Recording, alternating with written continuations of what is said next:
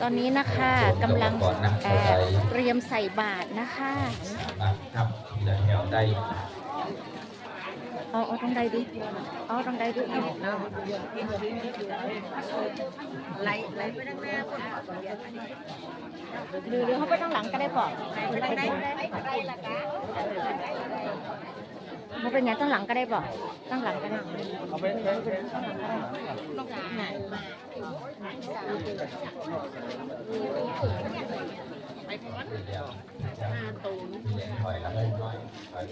นอย่างปอก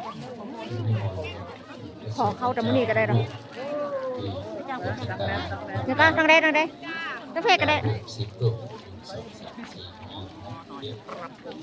ขอเข้าด้วยแม่ด้วยก่อนนี่เจ้าเป็นต่อบนเลยเจ้าแถวถ่าย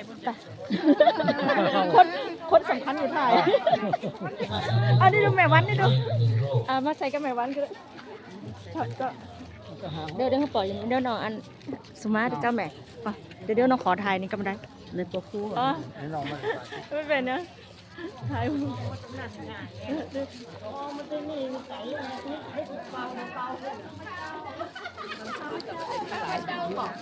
ไปเลย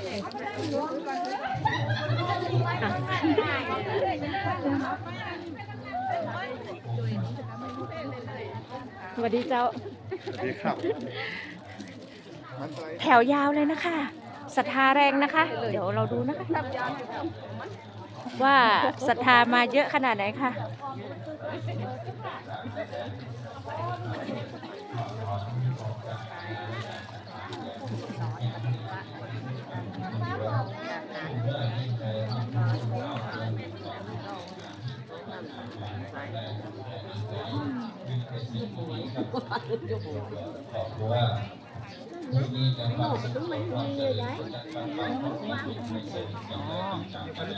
เป็นกล้องเป็นไทยเป็นไทยเป็นเมื่อยเป็นโรคเก็บขยะนะคะนำอุบัติเหตุเป็นไทยผู้สังฆะปะเปิดจากกระต่อจากเนื้อจากตัวจากกายจากกายสังขารเสียงเฮือมดในตีคากาละบัดนี้กูจักดาข้อเฮือนี้กูจักเป็นไว้เฮือไหลเพื่อทิ้งเอาโมเจ้าโกดมเตสนาวาสัพพะทุกขะสัพพะพยาสัพพะโลกาสัพพะเตจาสัพพะอันตรญาภินาสังตุเตตะเตเต็กสัวออกไปหัจจะอาโมหิโอกาเสติทาหิใจยสิทธิทานังละพังสติพพยังสุขังพรังสิริอายุจะวันโนจะโภคังกติจะยะสวาสักวัสสาจะอายุจะชีวสิทธิภาวันตุเตชยโตโพธิยามุเนสักกายนาเป็นยังน้องแอบหลังน้องนันทิวัตโนเทวังตะวังวิชโยหิชยสุชยบังคะเลนาภราชิตาปนังเดข้างหลังพ่อนะคะวิโภคาเรอาปิสิติสัพพะพุทธานังอะคัปปันโตโมหันติสุนัขันตังสุมังคารังสุปะหันตังสุโมสิตังสุพันโนสุโมหุโตจะสุยิถังธรรมจาริสุปทัพพินังกายะกัมมังปัจจากัมมังปทัพพินังปทัพพินังมโนกัมมังปานิทิเตปทัพพินาปทัพพินานิกาโตนะรักขันตันเถปทัพพิเนมาทำบุญร่วมกันนะคะได้บุญร่วมกันนะคะเจ้าสถานที่อยู่ดีมีสุขกำกุมหลุมรังจุมเนื้อเย็นใจมีแต่สิ่งดีๆกำจุทุกหนุนตนตัวครอบครัวสุขเงินตื่นเจบานสุขภาพร่างกายสมบูรณ์แข็งแรงอายุมั่นยืนยาวนานได้อยู่กำวัดกำวากำยังศาสนาพระพุทธเจ้าเสี่ยงจีรักะยาวนานเหมือนกันโอนทุกผู้ทุกท่านผู้น้อยใหญ่ใจยิงเสี่ยงจีรักะยาวนานนักแด่เดี๋ยวขออนุญาตนะคะBetul sebetulnya.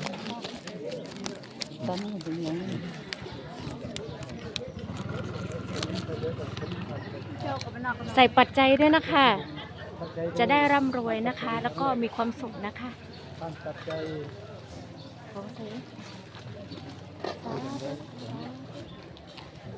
ใส่ไปด้วยใส่ไปด้วย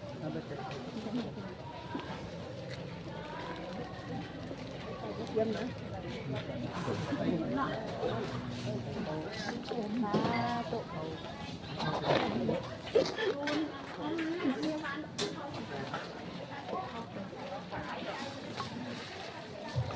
สำหรับสภาใด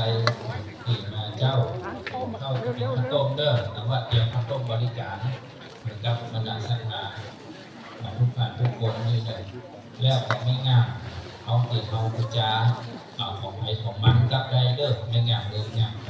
ำเอาไปดูแล้วของก็คือจะเป็นเจ้าการในเรื่องการนั่นก็เอาไม่งามอะไรจะเป็นของมาเป็นของจานก็สามารถวิจัยเลยสำหรับเรื่องมนต์กับมาแบ่งก็ไปได้เรื่องสืบชะตาเจริญพุทธมนต์ทำวัดเจ้าทำวัดเย็น7 วัน 8 วันสืบชะตา7 ตัว 8 ตัวก็เพื่อสักทิศขณะพระโสภงเจ้ามาอยู่จากนี้เข้าสวดมนต์ภาวนาอยู่ในหลายมื้อหลายวันสำหรับน้ำมนต์ก็ให้จะมาเอากับเอาเรื่องในจำนวนจำกัดในส่วนของน้ำมนต์และในงานของปลอดภัยของมันได้เป็นประเด็นของเราจะต้องเอาไปส่วนที่เป็นของเอาเที่ยวที่เอาไปทางอันจะเป็นเจ้าสาวในเวรการมันก็ดีใส่ทั้งหมดเลยนะคะ เก่าในส่วนของน้ำมนต์ก็ดีในส่วนของน้ำมนต์ก็ดีในส่วนของไม่ยากก็ดีก็เอาของใครของมันของใครของมันดีและจะเกี่ยวไม่ถูกสามารถรับไปได้ในส่วนของน้ำมนต์ดีการวัดไปทำพิธีสื่อโบราณตั้งแต่ต้นตั้งแต่วันที่เจ้าหรือเจ้าแรกที่จะหนาวก็7 วันก็ถือว่าเป็นน้ำมนต์ดีแบบนี้ที่มาเพราะว่าเป็นตัวที่จะตายเรียกกับเชือกในหลังที่จะตาย7 วันผมนั่นแล้วเลยเอาน้ำมนต์จากน้ำมนต์ไปทางไหนทางจากร่างกาย